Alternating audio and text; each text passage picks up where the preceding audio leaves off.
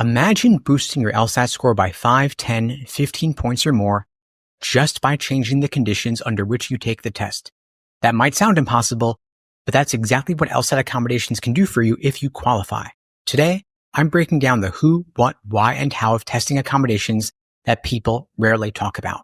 First, for those who don't know me, my name is Steve Schwartz.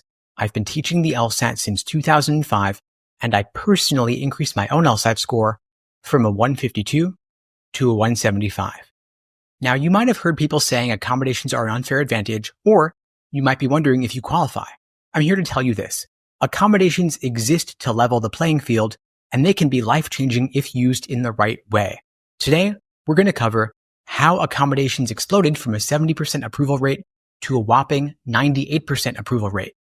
We'll talk about who actually qualifies and how to figure out if you might, how to use them strategically so you don't get overwhelmed, and the controversies that come with them.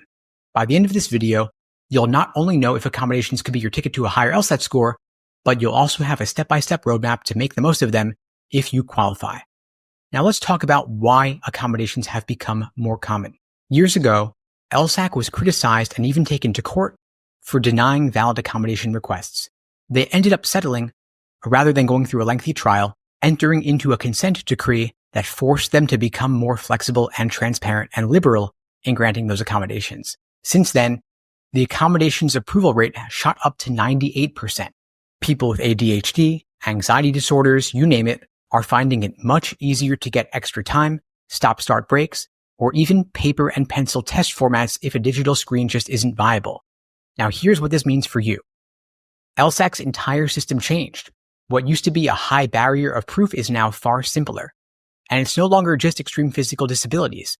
Now mental and learning differences qualify more easily. And the data shows that many accommodated test takers end up with about 5 extra points on average compared to the general pool. That 5-point margin can be huge in admissions. Now let's talk about who actually gets these accommodations. About 12% of LSAT test administrations now have some form of accommodation.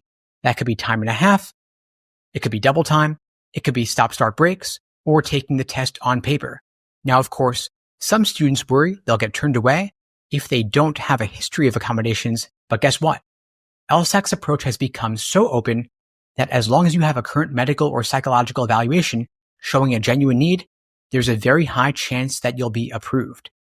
Now, before we go any deeper, I wanted to point something out. Navigating the LSAT alone is challenging enough. If you throw accommodations into the mix, you might suddenly feel like you're juggling a dozen different new questions like, what do I do with all the extra time? How do I change my practice routine, and is it going to be too long? This is exactly what we help students with at LSAT Unplugged in our personalized LSAT coaching programs. If you need step-by-step guidance, like how to prep for extended sections, how to manage fatigue, or even how to decide if you should apply for accommodations, then check out the links below to book a call with me and my team. We'd be glad to help you out. Now let's get back into the meat of accommodations. There's a heated debate over whether accommodations create an unfair advantage. Of course, not everyone can afford multiple doctor visits or specialized testing to get diagnosed. It's a valid concern, but let me clarify something. Accommodations don't teach you logic. They remove barriers so you can demonstrate whatever reasoning skills you already have. If you struggle with reading speed or focus due to ADHD, extra time helps you show your actual potential, not artificially inflate it. Of course, there are some people abusing the system. We can't control what they do, but if you do qualify, the best thing you do is to apply, let LSAC decide, and use the system responsibly and ethically. Don't let guilt hold you back from a resource designed to help you perform at your best. By the way, whether or not you end up with accommodations, there's a fundamental level of LSAT skills every test taker needs. Things like understanding question stems, reading for structure, and managing pacing. That's why I've put together a free easy LSAT cheat sheet where I break down quick win strategies for each section. So if you're looking for some immediate clarity on how to approach logical reasoning, reading comp, or time management skills in general, you can grab it below. It's a great resource for any LSAT test taker, and it's 100% free. All right, now let's talk strategy. If you do get accommodations, how do you make sure you're not drowning in the extra time or conversely, wasting it because you haven't planned properly? Here's my bulletproof method to help you capitalize on your accommodations effectively. First, know what you've gotten inside out. Is it time and a half or is it double time? Are you taking the LSAT over 2 days or just one? And how many breaks do you get? You've got to be totally clear on these details well before test day. Then you can replicate them in your practice tests so nothing feels foreign. You want to practice under realistic conditions because you got to build up your endurance given extra time. If you're taking the LSAT with double time or more, your LSAT could be an all-day affair. Schedule your full-length practice tests under those exact conditions. Build up your mental stamina gradually.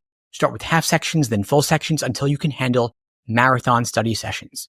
Then map out your section strategy. The biggest trap I see is that people think extra time means they can slow down too much. You've still got to maintain a brisk pace, then use the remaining time to check any questions you flagged and skipped. Then in reading comp, decide how you're going to spread out your time for each passage. Then create a review loop where you build a habit after each passage or set of LR questions. Give yourself a brief review window. Mark any tricky ones and make a plan to come back at the end if you have any time left over. Consistency is key. Don't get caught skimming in one section and then overdwelling in another. Aim for balanced pacing. Now remember, accommodations are there to give you a fair shot at showcasing your skills and your abilities, but they're not a magic wand. And of course, the system has its flaws, particularly in how accessible diagnoses are. But if you do have a documented need, don't let fear or uncertainty stop you from exploring this option. Remember, you got to know your exact accommodations and practice consistently under those conditions, build the stamina, refine your pacing, and step into test day confident that you're ready to knock it out of the park. If you found this helpful, check out the links below to book a call with me and my team. We'd be glad to help you out in making the most of your LSAT abilities, whatever your testing situation is going to be. And if you'd like my help, you can book a call with me and my team. We'd be glad to help you out. And you can also get your free easy LSAT cheat sheet linked below. In the meantime, I'll wish you all the best and take care.